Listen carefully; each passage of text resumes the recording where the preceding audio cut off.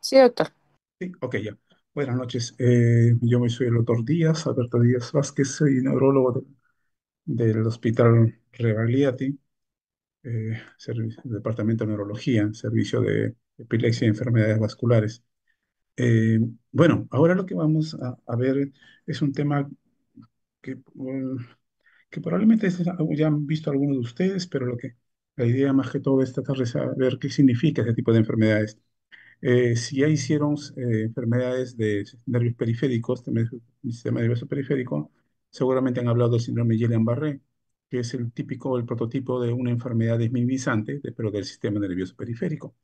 En el caso de acá, de lo que estamos hablando y vamos a hablar, es sobre todo por una enfermedad desmimizante del sistema nervioso central.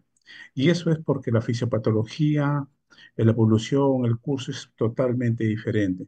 Desde ya, porque la mielina, las células que forman la mielina, el sistema nervioso periférico, el sistema nervioso central son absolutamente diferentes. Y también en su composición, el cómo lo hacen y cómo evolucionan y cómo se reparan también son totalmente diferentes. Por eso que hay esa diferenciación.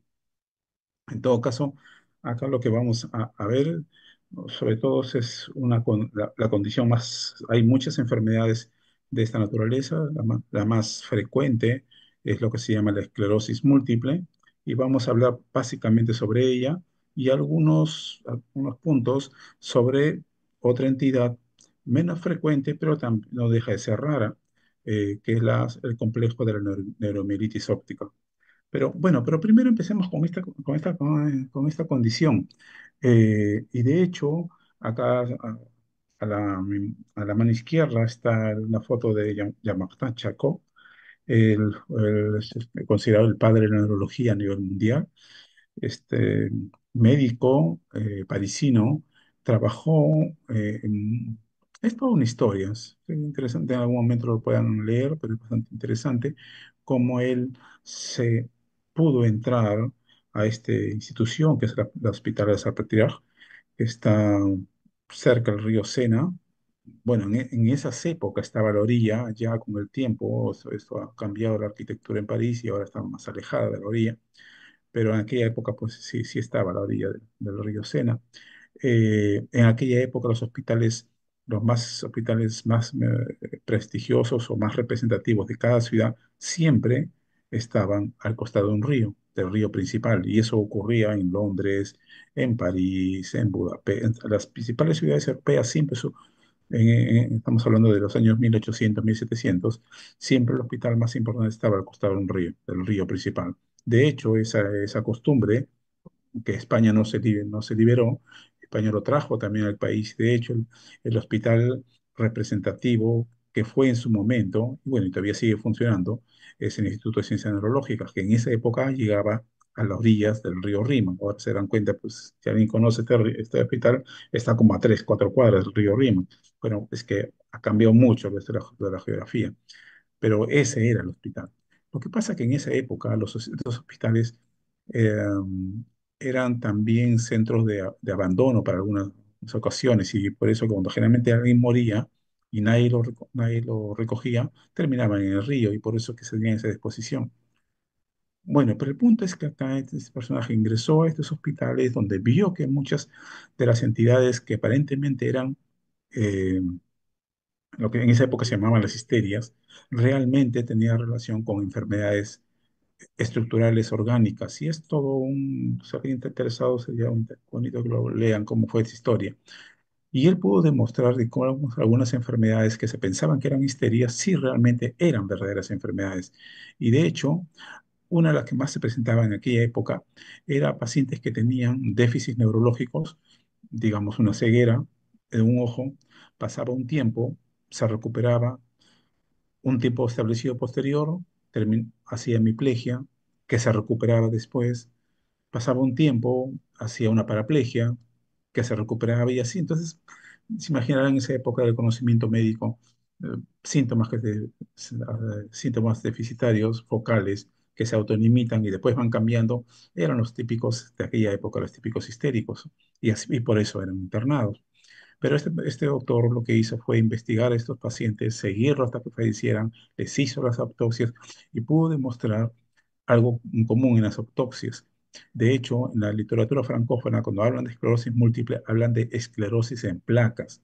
La literatura anglosajona, que la hemos tomado nosotros, sí, allá habla de esclerosis múltiple.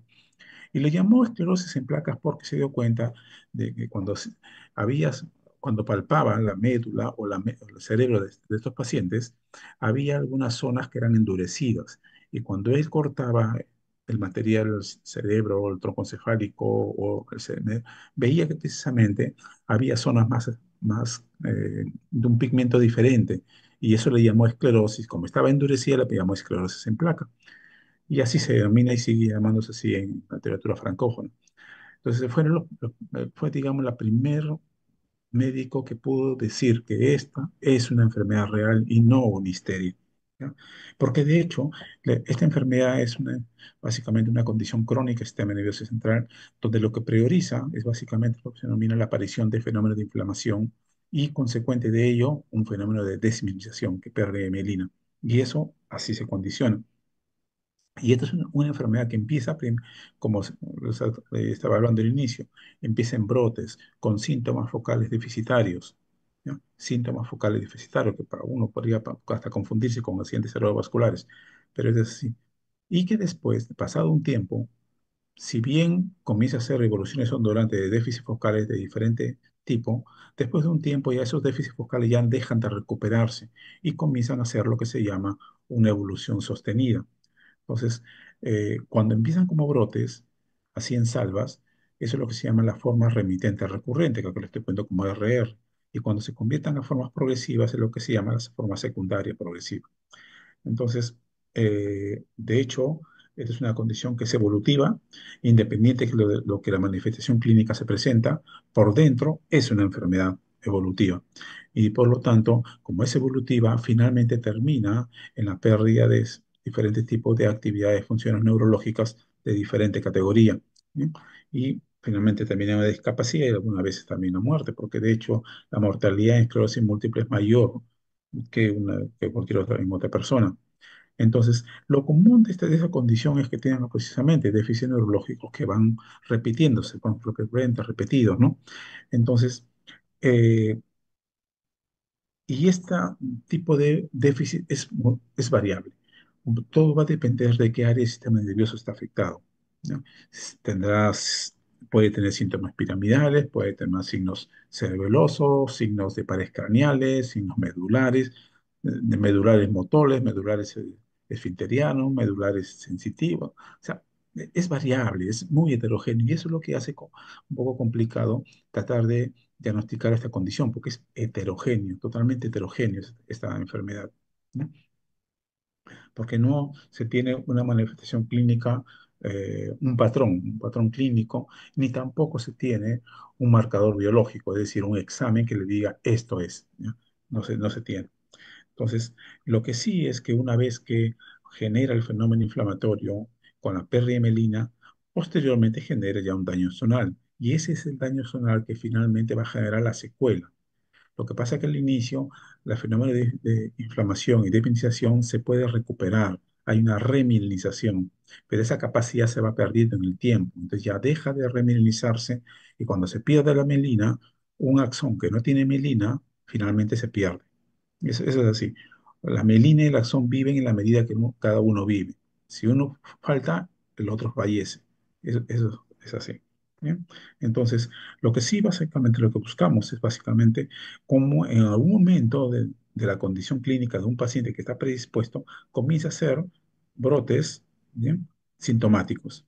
Al inicio, los brotes sintomáticos se recuperan al 100%, como ven una línea de base acá. Pero a la medida que avanza el tiempo, siguen los brotes y ya ese brote ya no llega al basal, ¿no? Pero seguirán los brotes y cada vez que cada brote que ocurra ya llega menos al basal anterior y se da con lo que se llama una forma ya secundaria progresiva, una esclerosis múltiple secundaria progresiva. Se convierte en una forma remitente recurrente en una secundaria progresiva. Lo interesante acá abajo que ponen cuando ven estas flechas significa de que estas flechas son un marcador de los fenómenos inflamatorios en una imagen encefálica. Y la única imagen que ustedes les va a servir para esta condición es la resonancia magnética. ¿Ya? Entonces, como ven ustedes acá, en la medida que evoluciona la enfermedad, los brotes de inflamaciones, la evidencia de inflamación a través de la resonancia magnética cada vez se hace más evidente. Y esto, bueno, es esperable, ¿no? Pero también, vean ustedes, a partir de que comienza a haber un cambio secundaria progresiva, los brotes cada vez son menores. Ahora, un momento te explico qué significa esto. Bien, pero más interesante de esto es acá, el estadio preclínico, en donde el paciente está asintomático. Pero si a estos pacientes les hacemos resonancias magnéticas antes del primer brote, vamos a ver que tienen placas desmielinizantes en las resonancias magnéticas. Este es un hallazgo que se ha hecho a raíz de los estudios en gemelos de pacientes con esclerosis múltiple, ¿no? Dicho sea de paso, si hay una enfermedad en medicina, estoy hablando de neurología, no estoy hablando de neurología, estoy hablando de medicina, si hay una enfermedad que se ha hecho, se ha estudiado todo y se seguirá estudiando, es esta enfermedad. Lo que pasa es que esta es una condición que está muy, muy prevalente en los países desarrollados. Estamos hablando de Europa, Canadá, Estados Unidos. Esta es una enfermedad muy prevalente allá. Y los costos sociales, los costos hospitalarios de salud son bien altos. Y por eso que la investigación que se hace con esta enfermedad es, es es bastante variable, diferentes aspectos que están tratando de averiguar cuál es el punto que genera esta condición. ¿Ya? Entonces, pero una vez que ocurren los fenómenos inflamatorios, poco a poco se va generando una lesión de degeneración. Ya se va perdiendo la mielina, se va perdiendo el axón y por lo tanto la neurona. Y eso conlleva pérdida neuronal. Y esa pérdida neuronal en la resonancia magnética se expresa como atrofia cortical, que en última instancia es lo que se va a manifestar clínicamente en lo que se llama la demencia. Estos pacientes, si no son tratados, terminan en demencia y generalmente a corto plazo, porque vean ustedes, estamos hablando de evoluciones de 15 a 20 años, donde los pacientes, digamos, la mayor carga de pacientes está más o menos entre los 20 y 35 años. Entonces se imaginarán un paciente de 20, 35, que empieza a los 20, 25 años, pónganle, en una evolución de más o menos 15, 20 años, estamos hablando de 40, 45, 50 años, está deteriorado si no se es que es el momento de mejor edad productiva. Entonces, eso es un problema, por eso le digo desde un punto de vista de salud en estos países. También en nosotros, ciertamente, eso también lo hay, pero eso existe. Entonces, cuando uno habla de qué áreas del sistema nervioso están comprometidos es precisamente donde hay más sustancia blanca, donde está la mielina. Y claro, ustedes van a encontrar placas en zonas muy habituales como son el área periventricular, el cerebelo, tronco cerebral, médula, el primer par craneal. Y dicho ese paso, el primer par craneal es el olfatorio, el segundo par craneal es el óptico, que también es un área bastante eh, prevalencia de compromiso. Entonces, claro, alguno de ustedes se puede preguntar, pero si esto es una enfermedad del sistema nervioso central, ¿cómo es que afecta a estos pares craneales, el primero y el segundo? Porque son nervios craneales. Es que en realidad, si bien a nosotros nos han enseñado desde un punto de vista anatómico, y solamente eso anatómico, son nervios, en realidad, histológicamente, fisiopatológicamente, estos no son nervios en sí, no son nervios. Estos, tanto el nervio óptico como el olfatorio son expansiones de sustancia blanca, expansiones de sustancia, como decir, antenas de sustancia blanca que salen del cerebro y por eso que se afectan estos dos nervios en esta enfermedad. Entonces, cuando nosotros tenemos este paciente, hay dos tipos de lesiones, de lesiones que se van a presentar. Una, la que da síntomas, que es la lesión aguda, que está caracterizada por un fenómeno inflamatorio. Y dos, la lesión crónica, que es la que se está recuperando, la que se está reparando, mejor dicho. Y donde si bien van a encontrar indicios de deminización, también van a encontrar las consecuencias de esta deminización, que es la degeneración axonal y la multiplicación de glial. Y eso algunas veces puede generar también áreas de remielinización, de regeneración, ¿no? Entonces, tenemos una lesión aguda, que es la sintomática, y la lesión crónica, que es la que finalmente va a dar la secuela de esta condición. Entonces, acá les pongo los lugares donde con más frecuencia se afectan, vuelvo a insistir, nervio óptico y nervio olfatorio, ¿ya? Sobre todo acá el nervio óptico está dibujado, las áreas periventriculares, es muy frecuente, Y esto es porque, eh, como la oligodendroglio es la célula que forma la mielina del sistema nervioso central, y la mayor densidad de la oligodendroglio es precisamente periventricular, por eso es ese detalle, esa particularidad, esa susceptibilidad. La médula espinal, ¿ya? Son diferentes áreas, y el cerebelo son áreas muy preponderantes en esto. Ahora, esta evidencia de que existe lesión axonal y muerte neuronal se tiene hace muchos años. Lo que pasa es que pasaron muchos años para que se acepte esa evidencia. Y de hecho, hasta hace 20 años, sí, más o menos, no más, 20, 40 años, eh, esta enfermedad se consideraba puramente enfermedad desminimizante. Pero en realidad ahora, de hecho, el título debería cambiar. Esta es una enfermedad inflamatorio degenerativa.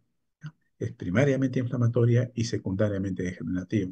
Entonces siempre va a haber un grado de degeneración, y de hecho acá ya el año 1915 podía evidenciarse eh, cuerpos neuronales fallecidos, como ven acá, pero esta evidencia que se estaba presente en el año 1915 ya se hizo preponderante el año prácticamente el año 2000, y después ya, bueno, hay mucho más evidencia, ¿no? Pero miren cuánto tiempo pasó, de casi 90 años, en la que se costó aceptar que esta es una enfermedad no solamente inflamatoria desminimizante, sino también degenerativa. Y de hecho, la histología lo pudo demostrar, los estudios, acá estoy poniendo los estudios primigenios, porque después hay otros más modernos incluso. Pero lo interesante acá es que nos vamos a, digamos, la histología de una placa activa, la histología de una placa crónica, pero básicamente en la parte periférica, y esto en la parte central, y acá una parte de sustancia blanca que aparentemente está normal. ¿Ok? De hecho, acá lo que se ve son el número de lesiones de axones lesionados. Obviamente, en las zonas activas hay mayor lesión, y esto es esperable, pero que me detengo acá. ¿Eh? En las áreas de sustancia blanca aparentemente normales sí se encuentra poco, claro, comparativamente acá, escasas, pero hay. Por más que una área esté normal, entre comillas, siempre va a haber un grado de degeneración axonal. Por eso les digo, esta es una enfermedad desminimizante y secundariamente degenerativa, inflamatoria, secundariamente degenerativa. Se está tratando de ver diferentes factores de riesgo y realmente hasta ahorita no se evidencia Debe haber algo, ciertamente, y algo probablemente ambiental, pero no se conoce, y se trata de buscar diferentes tipos de explicaciones de por qué ocurriría esta condición. ¿Ya? De hecho, hay una base genéticamente predeterminada, eso existe, así es, pero ¿qué es lo que hace que esa predisposición genética se active, gatille y comienza a desarrollar la enfermedad? Eso es algo que todavía está, está en veremos. Lo cierto, lo que ocurre es que de alguna manera las células presentadoras de antígeno, estas células, los, eh, los linfocitos, le presentan a las células presentadoras, perdón, estas células presentadoras de antígeno presentan a los linfocitos periféricos, y estos linfocitos periféricos se van a activar. O sea, siempre es así, o los linfocitos que están en sangre están inactivos, pero cuando se les presenta un antígeno, ¿eh? Por estas células presentadoras de antígeno se activan, y estas células activadas, reactivas, son las que van a atravesar la barrera hematoencefálica. Si no, no atraviesan. Y una vez que están adentro, bueno, buscarán su blanco, que en este caso es la mielina. Lo más probable es que hay un antígeno muy parecido a la mielina. Entonces, de tal manera que estos linfocitos que ya están preparados para reaccionar contra ese antígeno, lo van a encontrar cuando penetren en el sistema nervioso central. Y ahí van a desarrollar todo lo que mejor saben hacer, atacar ese antígeno, ¿no? Que en realidad es un antígeno parte nuestra, pero lamentablemente lo toman como extraño. Ahora, eh, y esto quizás es lo más explicativo. Cuando habla de un paciente con esclerosis múltiple, lo que estamos hablando que al inicio, les había dicho, empieza como brotes, que es lo que se llama la esclerosis múltiple remitente recurrente. Eso es así, donde la característica de esta enfermedad clínica, desde el punto de vista etológico, es el fenómeno inflamatorio y las recaídas. ¿bien? El fenómeno inflamatorio es recaídas en las formas remitentes recurrentes. Si nos vamos a la imagen de resonancia, ¿ok?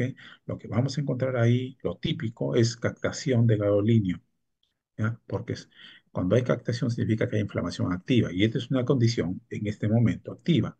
Y las lesiones son multifocales, es, que están localizados en cualquier lugar del sistema nervioso central.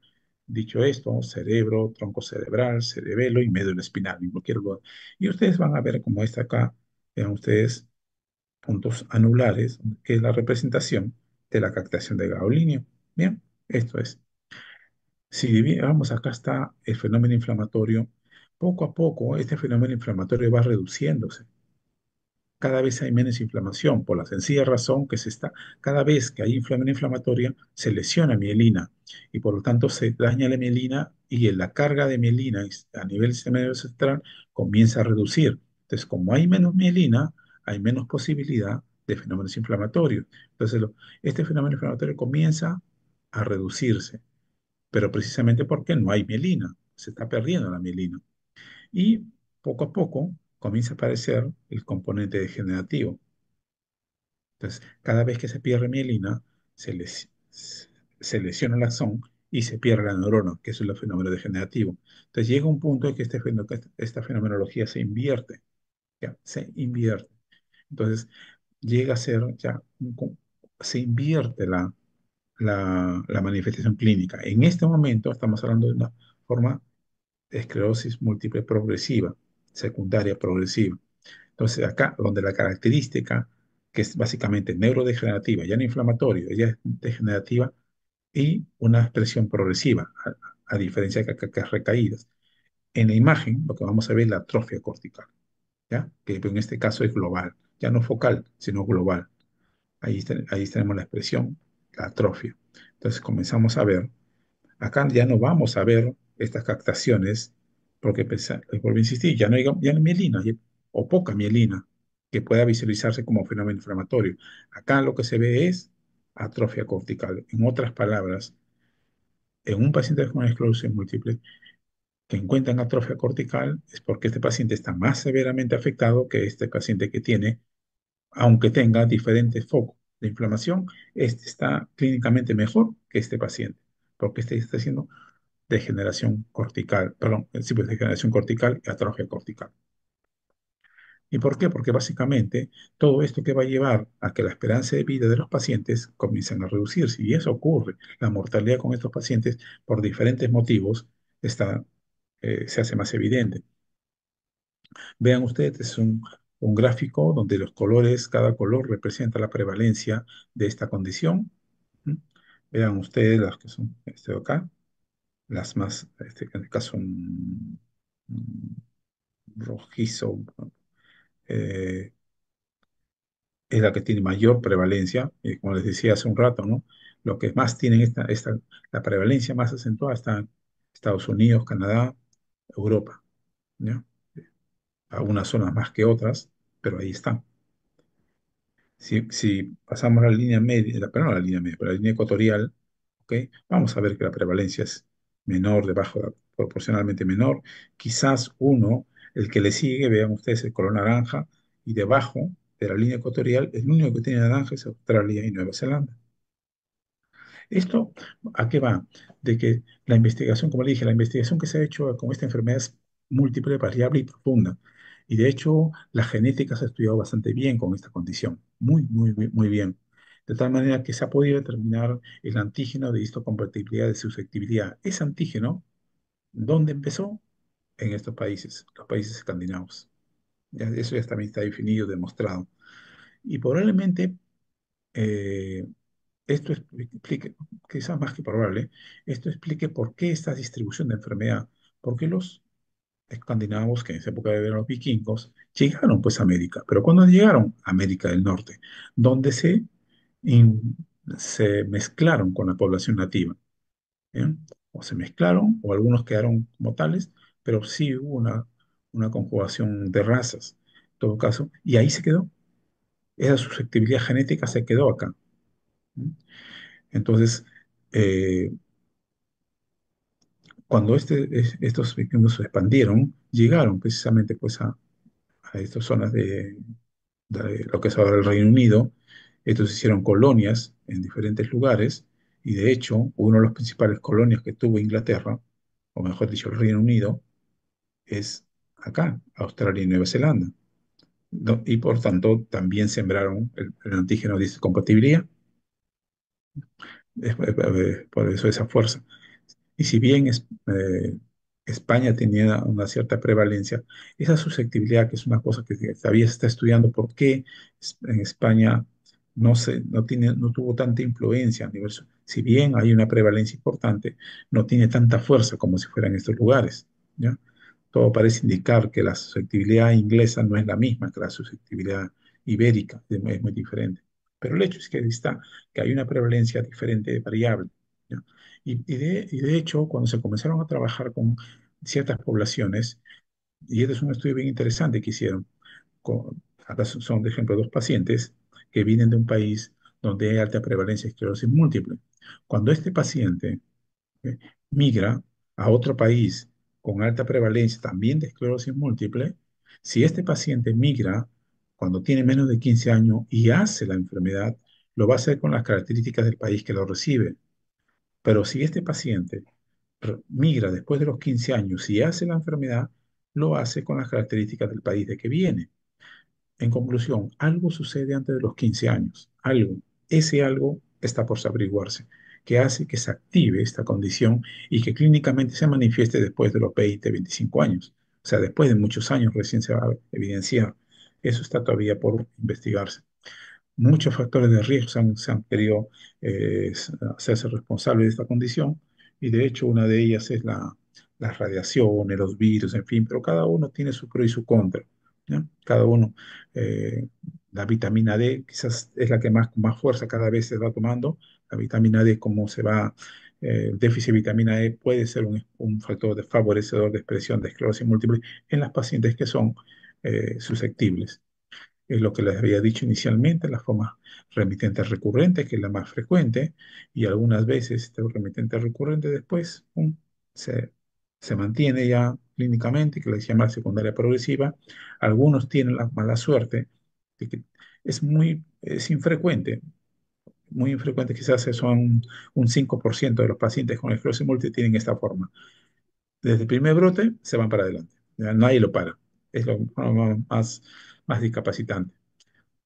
El diagnóstico, como dice acá, es muy heterogéneo, dependiendo de dónde está localizado las lesiones de inflamación. Y lo más importante quizás es tratar de ver estas alternativas, ¿no? Cuando uno sospecha de esclerosis múltiple. Primeramente, identificar un síndrome típico, que le voy a explicar cuáles son los síndromes típicos de esclerosis múltiple, ¿ya? Evidenciar de forma objetiva, demostrar objetiva, es decir, a través de una imagen, cómo está afectado desde un punto de vista de inflamación y desmediciación el sistema nervioso central. Demostrar estas dos consideraciones, dice que es una enfermedad que se disemina en el tiempo y en el espacio. Le voy a explicar qué significa esto en un momento, que es bien sencillo. Y muchas veces hay algunos centros en que se cogen de esto. No hay mejor explicación para decir que esta condición clínica es una esclerosis múltiple. Entonces, los síntomas típicos de esclerosis múltiple son estos: neuritis óptica, síndrome de tronco cerebral, como la oftalmoplegia internuclear, sobre todo esa, la oftalmoplegia internuclear, y neuralgia trigémino, los síndromes cerebelosos y la mielitis transversa. Esos son los síndromes típicos de la esclerosis múltiple. Neuritis óptica, los diferentes síndromes de daño de tronco cerebral, a la cabeza la oftalmoplegia internuclear, el compromiso cerebeloso y la mielitis transversa. ¿Bien? ¿Cómo se evidencia la lesión? Básicamente con resonancia magnética. ¿Bien? Es con resonancia magnética. Eso es lo más importante. Y también en algunas ocasiones a través del examen, porque uno comienza a ver precisamente, evidenciar clínicamente con un examen básicamente de movimientos oculares, se puede decir que un paciente hace oftalmoplegia internuclear. ¿Ya? Entonces, esto es bastante importante. Las evidencias clínicas sobre todo están las radiográficas. En un rato le voy a explicar qué significa las áreas de hiperseñal en la secuencia T2. Esto es bastante evidente. Sí. Diseminación en el tiempo y el espacio significa que un paciente, primeramente espacio, en el espacio significa de que un paciente, en la medida que evoluciona, demuestra clínicamente que está afectado en diferentes partes del sistema nervioso central. Por ejemplo, una hemiplegia una vez y después de un tiempo un síndrome cerebeloso con dismetría.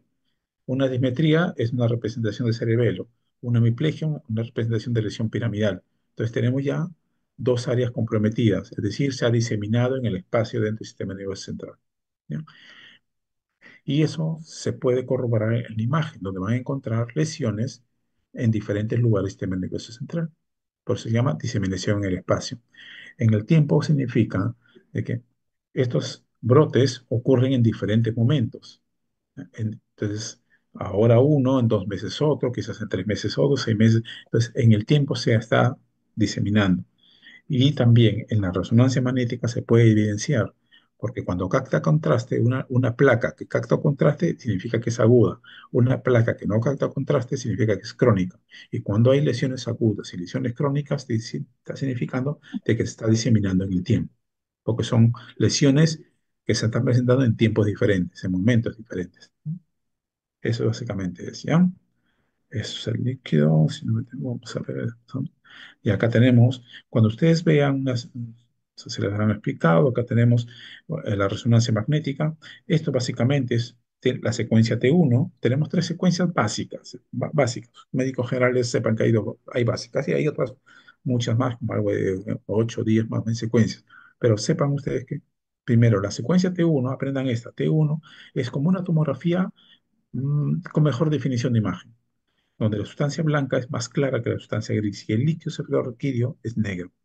Y acá lo que vemos acá es manchas blancas, por decirlo así, que los neuroradiólogos le denominan los black hole, los agujeros negros. Vean ustedes, agujeros negros que están distribuidos periventricularmente, ¿no? Periventricular. Mira, lo típico es que son periventriculares. ¿Qué otra cosa es típica? Que son ovaladas, donde el eje mayor, por lo general, es perpendicular al ventrículo. ¿Bien? El eje mayor cavidad. Entonces, este es una secuencia T1 también, pero con gadolinio. Entonces acá lo que me está diciendo es que cuando está captando pinta de blanco, está captando el contraste y por lo tanto es una área activa. La secuencia T2 es una secuencia inversa, como un negativo del T1. El T1 era sustancia blanca más clara que la sustancia gris, acá es al revés, es más oscura que la sustancia gris.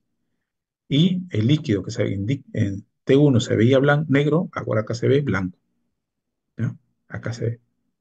¿Y esto por qué? Porque el T2 pinta bien lo que es agua. Lo que pasa es que no diferencia el agua normal, que es del ventrículo, y el agua anormal, que es lo que sucede cuando hay gliosis. Cuando hay gliosis hay mayor cantidad de glía y el intracelular de la glía es agua.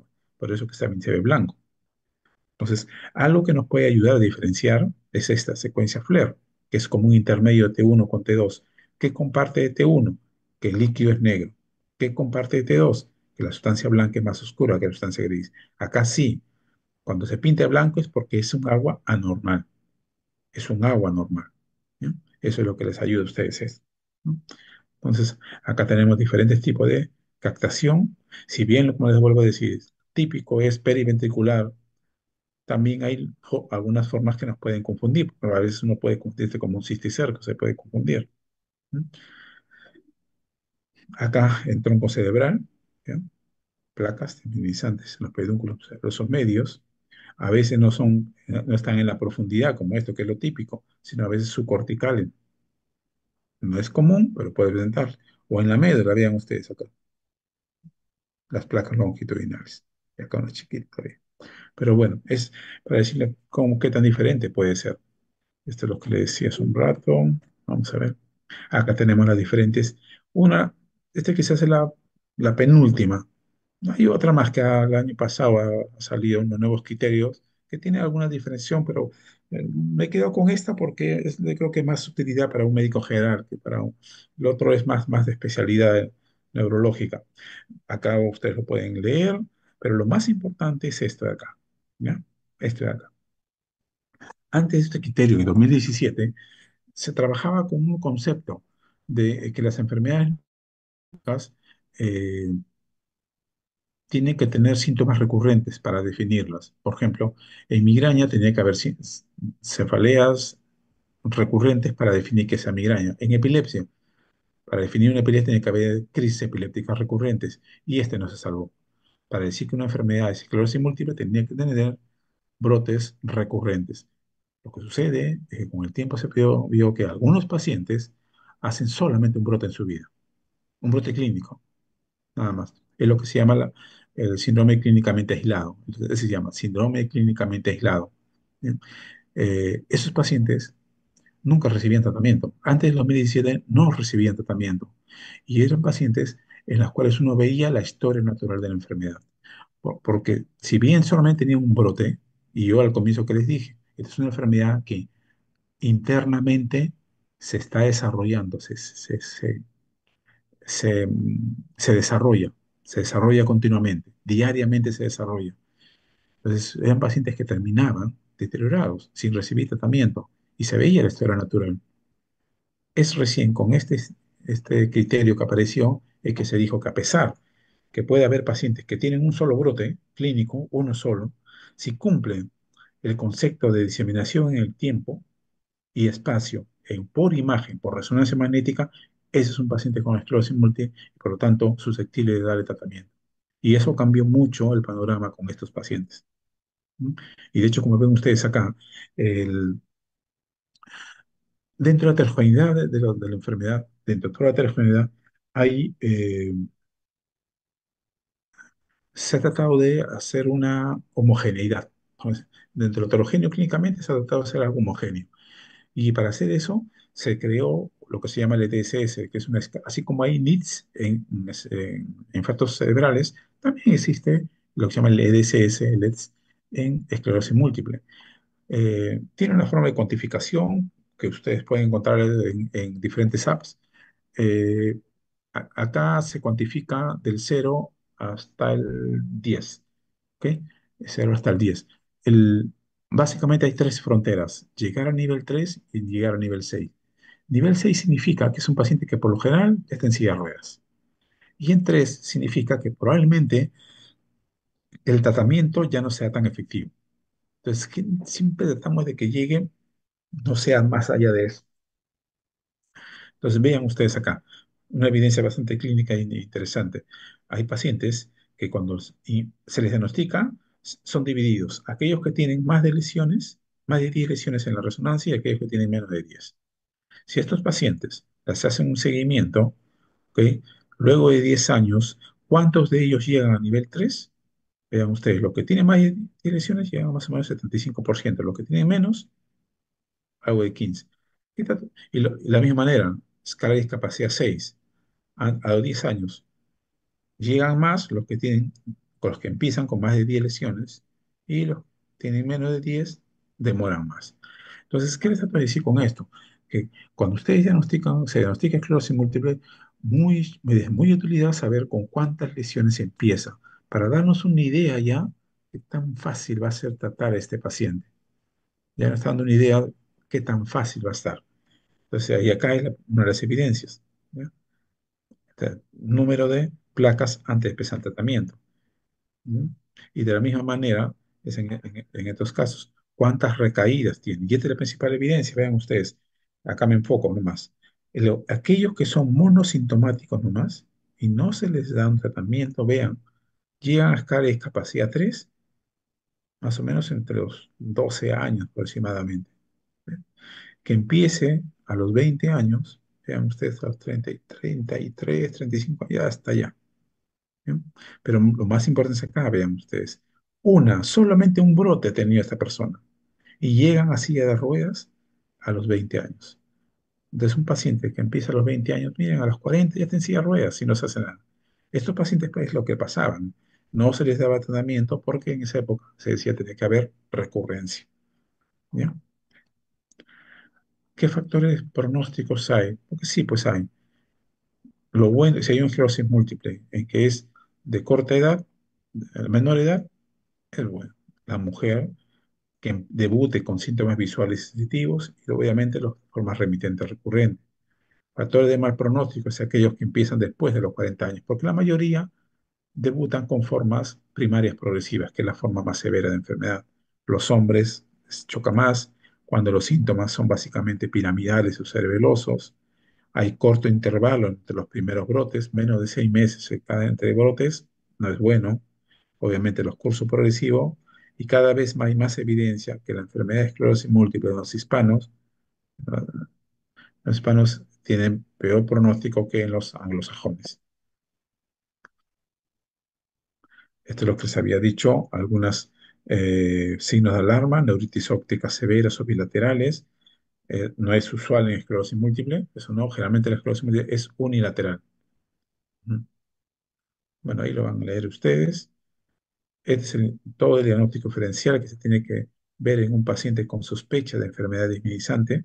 ¿Eh? Es bastante heterogénea también y algunos de estos pueden simular esclerosis múltiple. El tratamiento acá se divide en dos, el tratamiento de la etapa aguda y el tratamiento el futuro, de modificar la enfermedad.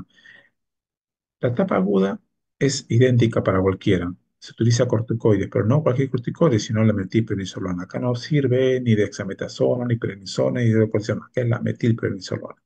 ¿Bien? Se les da por un pulso más o menos de 3 a 5 días y después se completan 2 semanas con prednisona. Ahí recién prednisona. Pero los 3 a 5 primeros días son metilprednisolona. La mayoría se trata con 5 días. Entonces, eso es el tratamiento que se hace. Pues, ¿qué se hace después? Es lo que se llaman las terapias modificadoras y acá cada vez más aparecen más y más y más tratamientos. Muchos de ellos son los anticuerpos monoclonales. Eh, pero hay una cosa que es cierta. Si bien estos tienen menos efectividad en respecto a lo que se denomina protección de recaídas, o sea, estos protegen más, o sea, estos últimos protegen más que estos de acá. Bien, el problema es que estos tienen por general tienen efectos adversos a veces serios. Entonces, a pesar que tienen mejor efectividad, esos efectos adversos hacen que algunos lugares no lo tomen como primera alternativa, sino se siga con estos primeros. Entonces no les llama la atención que ocurre, que a veces puede suceder esto, ¿no? De hecho, entonces hay diferentes tipos de tratamientos y algunos son orales incluso, ya no infusiones, ¿no? Y de hecho, cuando uno vea usted la efectividad, la tasa de recaídas con interferones, que es lo más habitual, es cuando lo comparamos con los anticuerpos monoclonales, mire la diferencia que hay. Pero entonces, pero a pesar que la eficacia de protección de recaída es mucho mejor con el talizumab, el problema es que a veces los efectos adversos como que nos hacen pensar dos veces, ¿no? De la misma manera, vean ustedes, acá es una forma de decir mm, en qué momento ver la efectividad. Y vean acá lo que se valora es la atrofia cortical. Vean ustedes, cuando se hacen los estudios con interferón versus placebo, vean la diferencia que hay el primer año, ¿no? Aparentemente no es significativo el grado de cambio. Es recién en el segundo año donde vean ustedes el cambio. Lo que trato de decirles es que si alguna vez se trata de esta enfermedad tiene que tratarlo por lo menos un año, ¿no? Tratarlo por 2 meses, 3 meses, no, no, van a hacerle perder plata, le van a hacer perder su tiempo y las expectativas. Tiene que por lo menos sus 2 años, más de un año, 2 años, ahí se va a ver ya los cambios. Y de la misma manera acá, las lesiones también, vean ustedes la diferencia, no es en el primer año, sino en el segundo año, vean ustedes las diferencias significativas que hay, ¿no? En este caso, lo que se ve es la presencia de placas en las secuencias T2. Mejor se protege después de los segundos años. Estas terapias modificadoras, les vuelvo a insistir, es bastante variable. Los terapias modificadores que no son interferones, ¿ya? Acá sí, por lo general ese es un especialista, un neurólogo es el que va a decidir qué tipo de terapia modificadora es lo que más le conviene y qué pruebas se tiene que hacer antes de iniciar ese tratamiento, ¿no? Porque los efectos adversos, como les digo, algunas veces han reactivado cánceres, alguna vez han reactivado anemias aplásicas, hepatitis tóxicas, Y eso es lo que nos pone un poder con estos tipos de enfermedades. Usted hay que ser muy, muy selectivo y muy preciso para decir qué es lo que más le conviene a un paciente cuando lo necesita, ¿no? Eh, Esta es una enfermedad básicamente familiar. Lo traigo siempre esta imagen, porque esta es una imagen me parece que fue hecho en Suecia, me parece. Acá es la imagen de un dibujo de un niño que está en un nido, dibuja la familia. Y vean ustedes cómo donde es una familia donde solamente la madre estaba presente. El padre era una madre soltera. Vean ustedes el niño cómo dibuja a la madre acá, que está prácticamente en su silla de ruedas, él alejado, no solamente alejado, sino detrás de ella, a la espalda, no en su visión. Y básicamente más vivía con su hermana que con su madre. Pero esa vivencia que viven los pacientes va más allá, porque también es una enfermedad que al final la familia es la que también está afectada, ¿no? Entonces uno tiene que tener bastante mm, grado de sospecha para esta condición. Cuando vean ustedes a pacientes que tengan déficits focales, no se vayan con la idea de que un déficit focal es sinónimo de ACV, no, eso no es así. A mi grupo les digo, ¿no?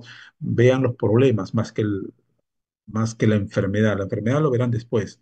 Pero tienen que ver primero el problema. El problema es lo que le va a definir finalmente qué enfermedad tiene y no hacer sinónimos, no decir déficit focal agudo es un ACV. Y eso es, muchas veces es un error y no necesariamente. ¿Eh? Algunas palabras nomás de lo complejo de la neumonitis óptica, que es la otra enfermedad desminimizante, pero acá, como dice la palabra, lo que más se afecta, o casi exclusivamente, afecta solamente los nervios ópticos y la médula espinal, nada más. No afecta el cerebelo, no afecta en otra parte, ¿ya?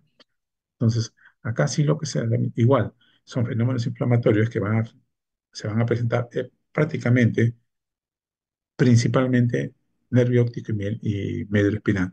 ¿Se puede afectar el tronco cerebral? Sí. Y las pocas veces que lo hace en un área muy, muy precisa, y que es muy distinguible de esclerosis múltiple. ¿Mm? Acá, vean ustedes, así como hay formas típicas de esclerosis múltiple, formas clínicas de esclerosis múltiple, acá también hay formas clínicas típicas de neuritis óptica. Y una de ellas es la neuritis óptica bilateral. Es bien difícil que una esclerosis múltiple debute con neuritis bilateral. Es bien difícil. ¿Bien? Igual, la meningitis transversa, cuanto más extensa es la lesión, clínicamente más extensa la lesión, es más probable que, que sea neuromielitis. Y otro síndrome clínico muy frecuente, y a veces no lo toman en cuenta, es el síndrome del área postrema, que es básicamente una inflamación en el piso del cuarto ventrículo, donde está precisamente el área postrema.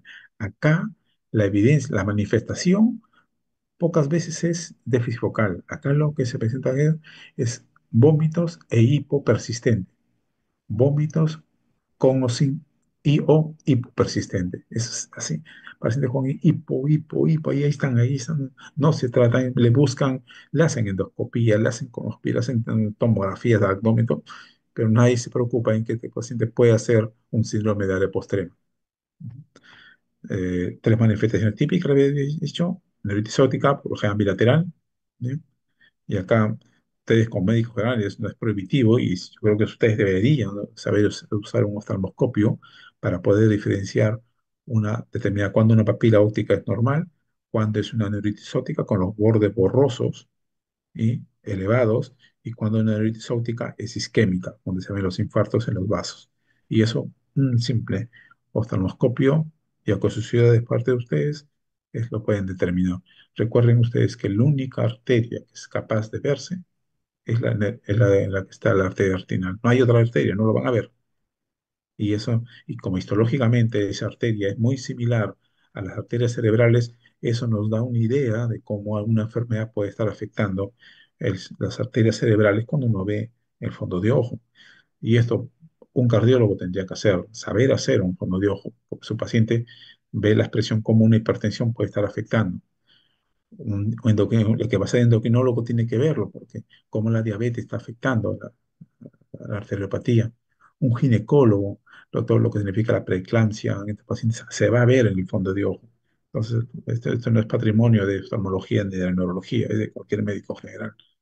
Les había dicho las tres manifestaciones clínicas que tiene la neuritis óptica, sobre todo cuando es bilateral, aguda, con dolor, la mielitis transversa, sobre todo cuando la sintomatología es bastante extensa, y el síndrome de área postrema, es también por ahí, vómitos e hipopersistente. Entonces, acá sobre todo se ven, no hay una prevalencia, esto sí, a nivel mundial es homogéneo, ¿ya? A diferencia de esclerosis múltiple, que sobre todo son en países anglosajones, acá no, básicamente es proporcional. El curso de recaída es muy intenso, ¿ya? Esto sí, por lo general es más tardío, entre la tercera y cuarta década, diferente de la diferencia de la esclerosis múltiple, que es más temprana, ¿bien? Y a diferencia de la esclerosis múltiple, este sí tiene un marcador biológico, este sí lo tiene. Es un anticuerpo contra la copolina 4, que es un canal de agua que está localizado en el sistema nervioso central, periventricularmente, pero a diferencia de la esclerosis múltiple, esta no está alrededor del ventrículo lateral, sino está alrededor del tercer ventrículo. Por eso que es bien típico las placas inhibizantes periféricas a los ventrículos. Uno tiene que ver si es alrededor del ventrículo lateral, es esclerosis múltiple. Si es alrededor del tercer ventrículo, neuromielitis óptica. Vamos a ver acá. Eh, es- entonces, ¿cuál es la diferencia también de fisiopatología? Porque esta es una enfermedad autoinmune, pero humoral, porque hay autoanticuerpos. A diferencia de esclerosis múltiple, es autoinmune, pero celular, porque acá participa la migración de linfocitos activos. Bien, es lo que se debe decir acá, anticuerpos contra acoporina. Este es el modelo de la neuromielitis óptica.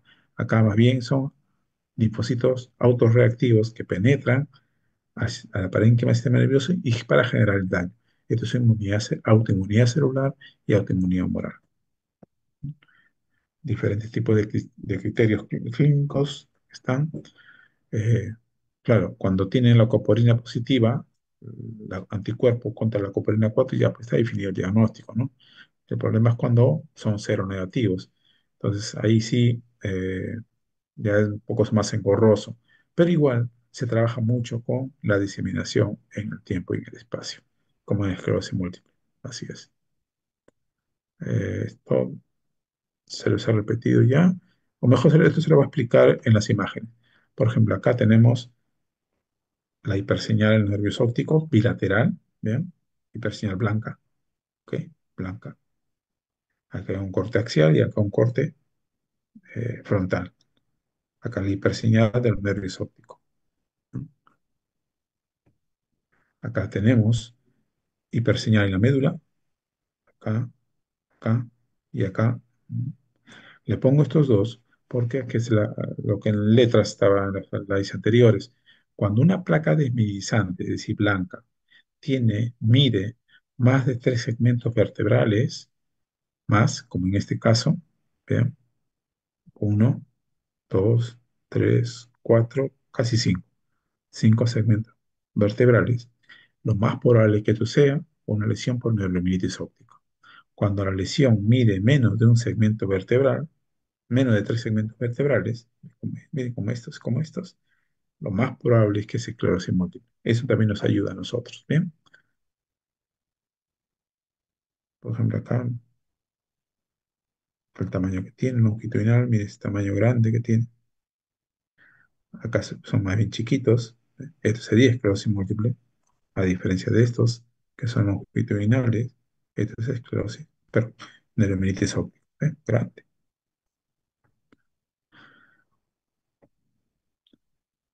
Lo que les decía, dónde está la mayor densidad de canales de agua, acopolina 4, es alrededor del tercer ventrículo. No el ventrículo lateral, sino el tercer ventrículo. Por eso que acá está la afectada. Ahí está, alrededor del tercer ventrículo. Y por lo general están aglutinadas, vean, así compactas. Si recuerdan ustedes en las placas de esclerosis múltiple, las placas son aisladas, separadas una de otra. Acá no, por lo general están aglutinadas, se juntan. Pero es bien típico que es alrededor del tercer ventrículo, no el ventrículo lateral, sino tercer ventrículo. Y acá está el lugar del área postrema, que es donde está ese síndrome de postrema con hipo y náuseas persistentes. Este es, ¿bien? Son los lugares, como digo, típicos de localización de la lesión en el neuromielitis óptica. Nuevamente acá, alrededor del tercer ventrículo y en el área postrema. A veces pueden ser más grandes que otras veces más pequeñas, pero están ahí. Es que hasta diferencias clínicas entre neuromielitis óptica, el complejo neuromielitis óptica y la esclerosis múltiple. ¿Eh? Ahí lo van a leer ustedes. El tratamiento de esta condición en la etapa aguda, idéntica a la esclerosis múltiple. Idéntica, no hay diferencia. ¿No? Idéntica. Metipironisolona y después por 3 5 días y después se complementa hasta completar 2 semanas con prednisona. La diferencia sí es el tratamiento modificador de la enfermedad. Acá sí, algunos medicamentos que son útiles en esclerosis múltiple, si los damos en esta condición, más bien lo agravamos. De hecho, la cabeza, el fingolimod, natalizumab, interferón beta. Entonces, por eso que en esta condición, por lo general utilizamos acetoprina, otro tipo de inmunosupresores, miclofenonato, azaoprina, y de todos los anticuerpos monoclonales, lo que hasta ahora parece ser útil es el rituximab. Es el único. ¿Ya? El resto mejor no, porque lo van a agravar al paciente, pero todo empieza con una buena determinación del diagnóstico. Creo que hasta ahí nomás. Perdón. Ok, jóvenes. Trato de resumir esta condición, estas enfermedades. Váyanse más con la idea, un mensaje de que esta es una enfermedad que lo sospechan cuando son pacientes que tienen déficits focales recurrentes heterogéneos. Para en la oreja y ¿no? Esto, si bien puede ser eventos vasculares, en un paciente joven no sería la primera alternativa. Probablemente un persona que tenga 50 años, 60, bueno, podría ser, ¿no? Pero en un joven es bien difícil que eso, ya, es bien difícil. Tienen que ustedes ahí tener una capacidad. Y claro, muchos de estos pacientes, pocas veces el médico general lo investiga y lo trata, sí, eso es cierto. Lo pueden hacer un seguimiento, eso sí, a veces lo pueden hacer con las indicaciones que un neurólogo le puede dar, pero mucho harían con hacer un diagnóstico precoz porque aún hemos tenido pacientes que han estado años sin diagnóstico o con mal diagnóstico y finalmente cuando se hacen sus evaluaciones pues, terminan siendo esclerosis múltiple, pero ya el tiempo perdido se perdió. Ujú. Se perdió.